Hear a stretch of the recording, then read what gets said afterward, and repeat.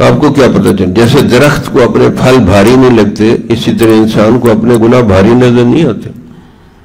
حضرت امام ربانی مجدد اللہ ثانی 1000 سال بعد ایسا بزرگ پیدا ہوتا ہے، چھوٹا سا کوئی گناہ ہو جاتا، اتنا روتے، اتنا استغفار کرتے کہ کوئی گناہ کبیرہ ہو گئی، اتنا ان کے اوپر کیفیت آری رہتی تھی، اور تھوڑی سی نعمت ملتی تو اتنا شکر کرتے کہ کوئی لگتا ہے بہت بڑی ان کو نعمتیں مل گئی، تو استغفار کرتے رہتے، شکر ادا کرتے رہتے۔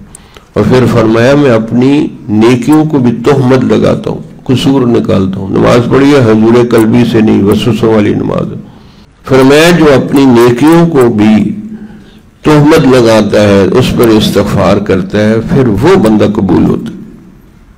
فرمایا پہلے زمانے میں اتنے نیک لوگ گزرے ہیں کہ 20 سال ان کے بائیں فرشتے کو گناہ لکھنے کا موقع نہیں ملا، اتنے نیک تھے۔ حضرت امام ربانی مجدد اللہ ثانی اتنے اونچے بزرگ فرماتے ہیں میں یہ سوچتا ہوں کہ 20 سال سے میرا بایاں فرشتہ گناہ لکھ رہا ہے، دایاں ہوا تو فارغ بیٹھا، لکھ ہی کچھ نہیں رہا۔ کس سے مانگے کہاں جائیں، کس سے کہیں